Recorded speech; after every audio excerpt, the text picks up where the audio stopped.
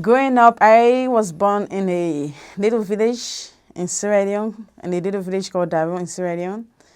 And I don't really remember that much of my childhood there, but I grew up in a city called Kenema, which is on the eastern part of Sierra Leone, and which was really fun. We moved here when I was really young. So we moved to the city when I was like 1 year old. My mom had a friend here, so we moved there to be with her so she can protect her family from the war. So we moved to the city in Kenema. That's when the civil war started in 1991, when I was like 1 year old, which was really, really a little scary. It lasted for 11 years. So we were there for all those years. We never went back to the village because of the war. And I really did not suffer much in the civil war, but I got through some things. So there are times we had to leave the home and go in hiding to some other suburb area where the rebels were not reaching too much. So the civil war was pretty interesting. So when we were in the city, my mom moved to this friend's house. And we were living in our home because that's the only place we had during the war. So this is the story of my mom. She told us that while they were there, my father kind of developed something for the friend. So that brought about their separation. So they moved. My mom pretty much left the home and took me and my little brother with her. We went to visit her sister in another village. While we were there, my little brother passed away, who was named after my dad. So the separation was pretty hard on me. Since I was just like a 2-year-old girl or a 3-year-old girl, I had no idea what was going on. I was just with my mom. And I was the last child between them since my brother passed away. So both of them were fighting over me. So when we came back to the city, me and my mom, where my father was living with a new wife, that he was now my mom's friend. And my sister was still with them, my older sister. We moved into the city and fighting started over me. My dad wanted to take me, my mom wanted to keep me because I was the last child between them. So it was pretty hard. It was really, really hard. I could see my mom and dad fighting over me. My sister was involved. They had to tell my sister to go grab me, my uncles, everybody. And finally, when I was at the age of 7 or 8, I kind of made the decision by myself. I'm like, I want to live with my dad. Since back home, because of financial constraint,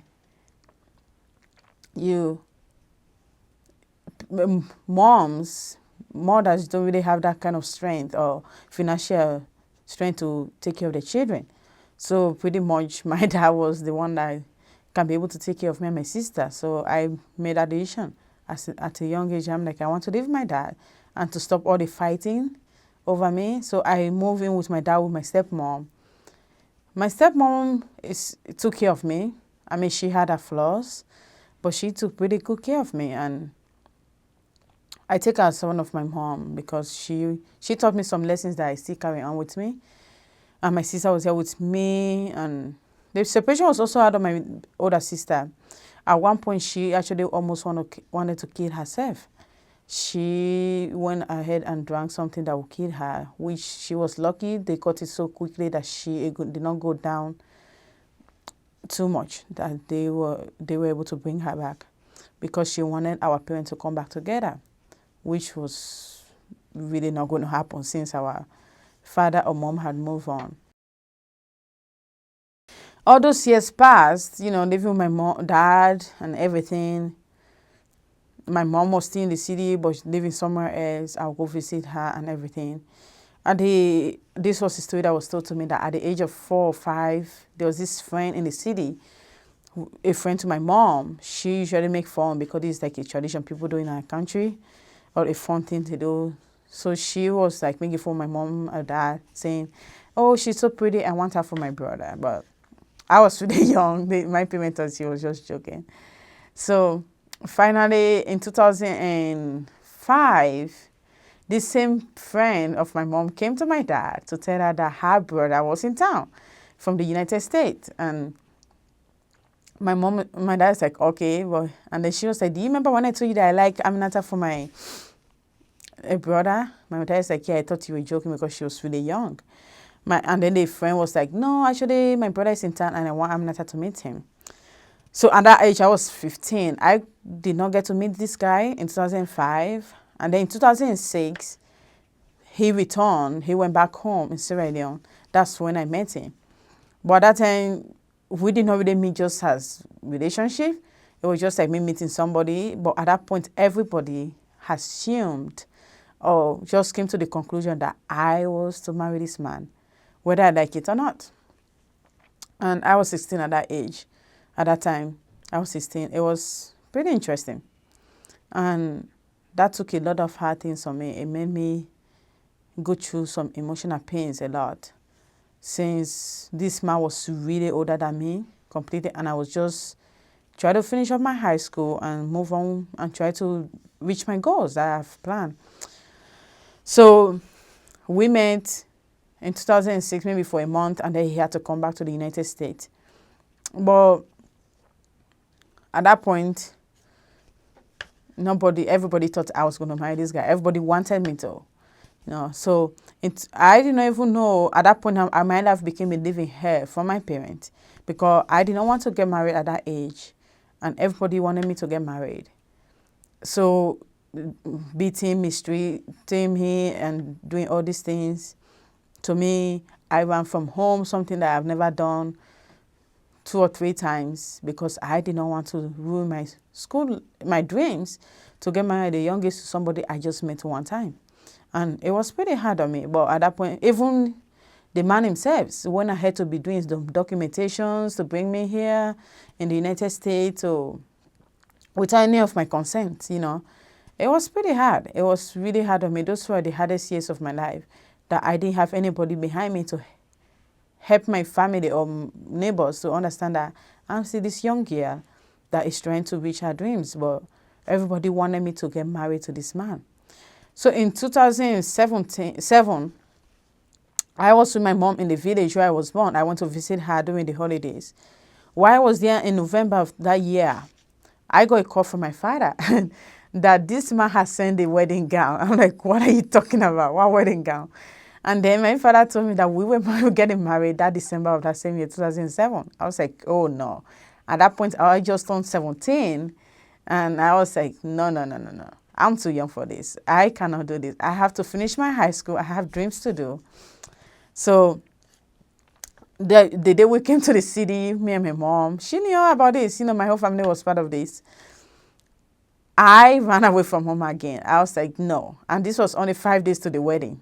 At that point, because they kept me in the village because they wanted to keep me until the day of the wedding so I can just come get married, and there's no way I can deny it. So I just ran away. My mom and I were going, I just ran away. And I went to my friend because she was scared. She ended up telling my dad that I was with her. So because of so many threats and so many pains from my family, my father said he would disown me. My mom said she would kill herself. My sister said she would disown me. Everybody was against it. Everybody was against me saying no to coming to the United States because that was pretty much the thing. Them making me get married was for them to come to the United States and for me to be able to save their lives. So that was pretty hard on me. So finally, I made the decision that I said okay to the wedding. So 5 days later, I was getting married to a man that I've only met one time and who is about 20-something years older than me.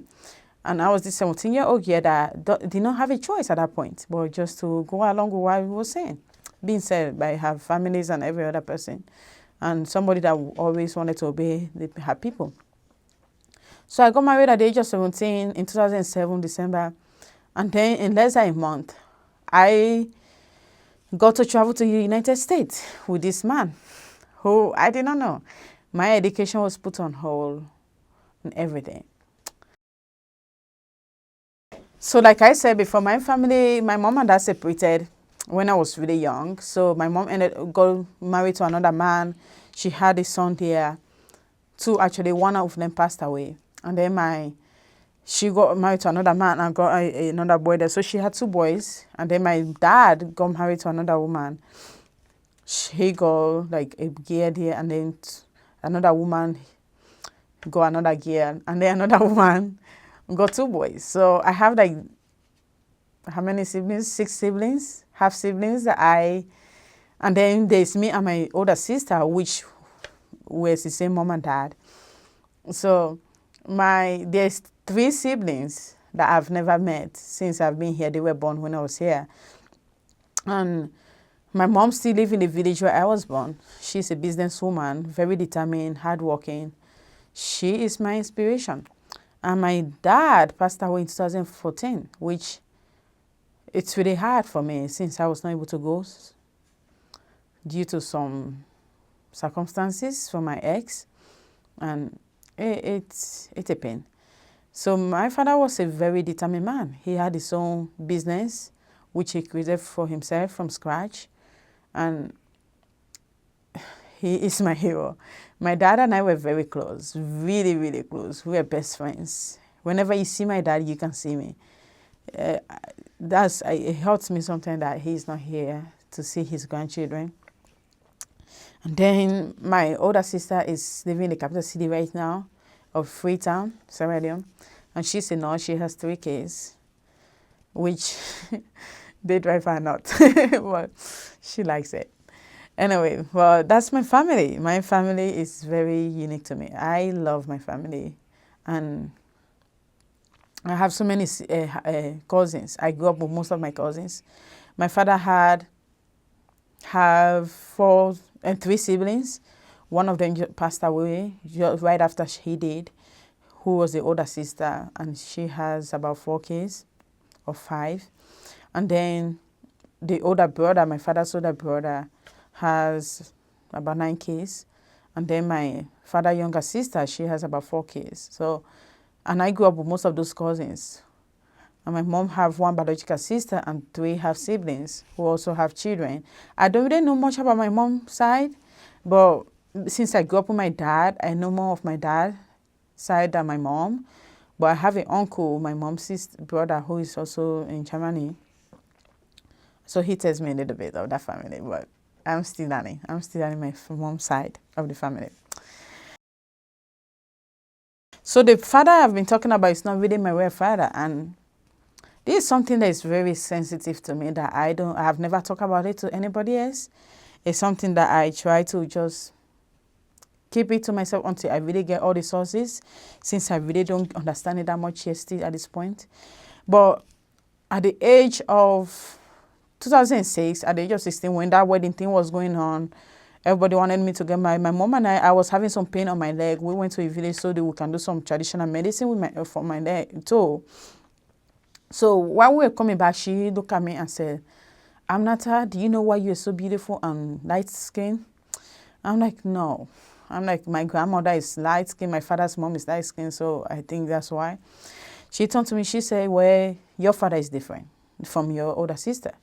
I was like, what do you mean? She's like, well, your father is actually a Lebanese from Lebanon, who, when I was doing business, I would go to the city. That's how I got pregnant with him with you. And even your brother that was before you and after you.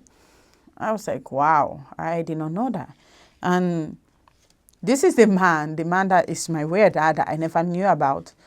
He was actually, I knew him, I just say, a friend, because when I'll go to school or coming back, I'll pass through his shop and he'll give me things. I thought he just liked me because I'm a little girl walking around by his shop, he likes me. So when my mom told me this, I finally understood why he had been doing all these things for me. Giving me money, giving me food, provisions. I understood maybe he knew, and he knew that I was his daughter. But my mom, I asked my mom, so why didn't you make me live with my real dad? You made me believe all these years that the man I've been living with was my real dad. She said because she loved the man I've been living with so much that she didn't want to leave him since he was not able to produce children anymore. So that's why she got involved with this man from Lebanon. that she had me with. So that's how she had children, but she let the man I've been living with to believe that all these children from my older sister was the only biological daughter of the man I've been living with. All the other children after was really the Lebanese man children like me. But all of them passed away. Only me, I am the only one that survived it. So she said, so she didn't leave her husband. She loved him so much. So she just kept that to herself, that I was another man's daughter who was living with this man. And when I was here in the United States, I got to talk to this man. She went there. I'm like, I want to talk to him, this Lebanese man. I asked him, like, so are you really my father? And he said yes. My mom said yes. And then I told him, like, I really want to know more. I want to talk to you. But since that point, he never called me back. I told him to call me back. He never did. I bet he was disappointed or just not feeling it, that I have finally found out the truth, and I'm wondering, why did he send me away? And why didn't he not want to keep me? Or both of them just kept that away from me? So sometimes I wish he had raised me. Sometimes I wish I had stayed with my real father and live that life with him. Because, I mean, he was a good man. I knew him most of my life, actually. Because he was living in the same city. I would go through his shop. But the man I lived with raised me like a daughter. And he did not even know that I'm somebody else's daughter. He did not know. Only my mom knew. And not that many people even know this. Only when my mom told me at the age of 16. So I've kept this information to myself a very long time, since I still don't understand it much. I still trying to figure out if that's really true, if my father is different from the man I thought was my father. So like I said in my getting married, this is very interesting. So the whole purpose of my family getting me married at that age to a man that came from the United States was because they thought me coming to the United States, I'll be able to save their lives. They think United States is the perfect paradise, that when you come there, everything is available to you, which is somehow true, but not knowing that you have to work for these things. And so when the marriage came about, my whole family supported that marriage, even at that young age, because they thought me coming to the United States will save their lives. I'll be the savior to the family. I'll provide them everything. And they still have that belief. Most of them still have that belief. And it's kind of stressful to me, because I always think about it. Oh, I need to do this. I need to do this. I need to do this. Whereas it's pretty hard. In the US, you have to work for everything. So it's very hard. The married life. So I got married at the age of 17. And then we came to the United States the early 2008, January. So this man that went home and got married to a 17-year-old girl when he was like 20-something years older than her, told my family that he was done with school. He was done with everything. That he just needs to write his dissertation and he's done. So my father, because he is somebody that education is very, very important to him, was very, very important to him, that he was impressed actually to have somebody like this. He's done with his PhD, finishing up, he can be able to take care of his daughter. So one of the reasons my father said yes to the wedding was with that. So we came not knowing that this man he's still doing this PhD. He's not even at the end of finishing it. We came in 2008. We didn't even have somewhere to live. We had to live with this one woman who became like a mom to me for at least for 4 months, until he finally found a place for us to live. And all those while, I just kept it. I'm like, okay, I'm here now. Let me just keep going. Even though deep down, I have no love for this man. It's not there. It has never been there. It was never there. Since I was forced, beaten to get into a marriage like this, it was not just there. So, but I just kept, I'm like, let me just do it. I'm here. I can make the best out of this. So we kept going. He wanted to control me, giving me all these things, telling me how to talk, how to speak, how to dress, how to eat. I mean, he controlled every aspect of my life. It caused me to do some terrible things. I would say that. I mean, I started having, putting my hand into other things because I wanted to find that comfort somewhere else. I wanted to find that love, comfort somewhere else, which I did not have with him.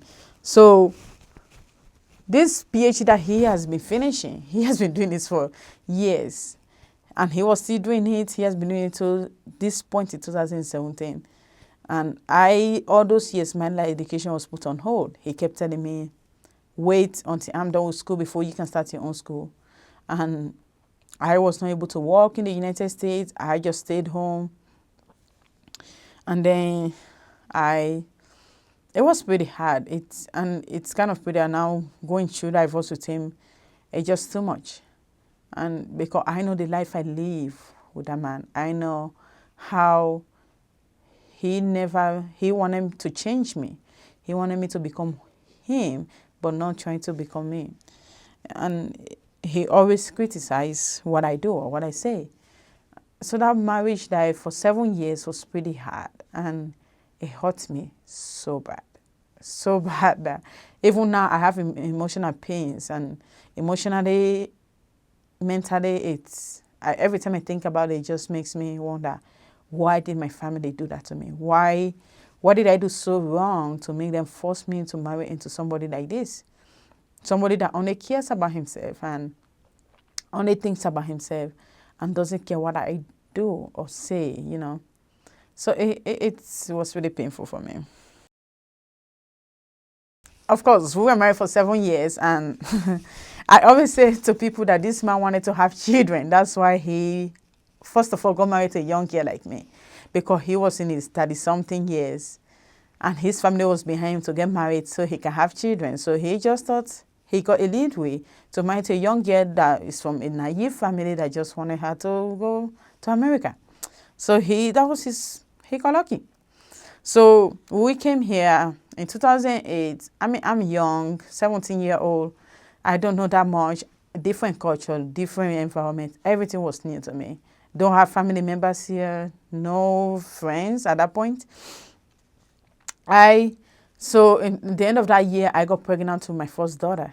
I didn't even know because everything was, those things were all still new to me. And I was told of December of that 2008 I was pregnant with my daughter, 2 months pregnant. So my daughter was born. That's first. I'm like, okay, it has happened. Let me just accept it. My daughter was born. The doctors told this man, buy prevention so this girl can be using it so she doesn't get pregnant quickly until the daughter is a little older to some point. He did not buy that medication. Since I just came here, I don't know anything about insurance, and my whole paperwork was under his name. My immigration things were all under him. So he controlled everything. I had no idea. So he did not buy the medication for me. But instead, just let it be. And by the age of when my daughter was 9 months old, I got pregnant again with another baby, which was a pain. And it hurt me so bad. I was like, no, I can't do this. My daughter is still young. I have dreams. I am just 17, going to 18. I need to develop my life. I need to do something with my life. I'm like, I don't want another child. So I was pretty mad, getting pregnant again with my son. But at the same time, I knew that Heavenly Father did that for a purpose. He brought my son into my life for a reason. So I just let it go. I have my son. And my children are a blessing in my life. Some days I wish they had come in my life in a different circumstance. But at the same time, I'm happy they are in my life because they make life more meaningful right now. And my kids are very incredible kids. They are everything to me. And even though their father thinks I'm a terrible person, to my children, I'm perfect. Because I know what I do to them. So my daughter, Iviera, she's like mini-me. She has a mom that is staying in her so much that she just knows how to do it. And then my son, he's just the sweetest, kindest, comfortable boy. He just knows how to comfort people. No wonder his African name just stands for that, Mumavalo, which is just amazing. So my kids came into my life really quick. They are just 18 months apart. And I got my daughter when I was close to 19, in July 2009. And then my son was born January 2011. At that point, I was just like 20, 21, which was pretty interesting since I have this whole dream. But I still kept going. And I stayed married to their father for that long because I wanted the best for my children. Even though it wasn't easy, staying married to that man for, But I finally had to let go. I finally had to say, I have to think about my own life. If I want to be a good mom to my kids, I have to be in a good place. Not be somewhere where I'm just there because I have to be there. So my children are my everything. I can do anything for my children because I know Heavenly Father brought them into my life for a reason. I cannot change that, even though if I had not planned it. So I grew up in a city. I went to a primary school that's called St. Charles Primary School. It was pretty fun. We wear uniforms and braid our hair and go to school. It was fun. Secondary school was nice. I went to 2 secondary schools. I went to my first secondary school, it's called HRSS, which I did my junior on high there. And then I went to Methodist Secondary School. I did my senior there. School was pretty great for me. I have always loved going to school. My father encouraged me, gave me all the resources I need to go to school. And school is my everything. I love going to school. I love learning new things. So that's why I was pretty mad when I was taken from my high school so I can get married. I was pretty furious about that because school is great. And now I'm going to school here in the United States. Finally, I've moved from my ex. I have finally decided to do something with my life. Applied to immigration, got my immigration papers. And I'm starting my own education. I'm starting my own dream at the age of 26, which most people think is old, but it's never old to pursue a dream. I'm here going to BYU, doing my public health, which is something I really want to work on more. I know how health system is very interesting right now. So we'll see how far that goes. We'll see how far Heavenly Father takes me to be able to pursue my dreams, to be able to reach my goals, to be an example to my children, and let them know that no matter what life throws at you, there's always a lead way. There's always something you can do to make it better. My career goals has always been the same. I love helping people. I love just helping those that are in need. And even since I was back home a little girl, I always help people with my lunch that my father will give me and everything. So my career goal is today something that I always think about a lot. My career goal is something I want to do the rest of my life.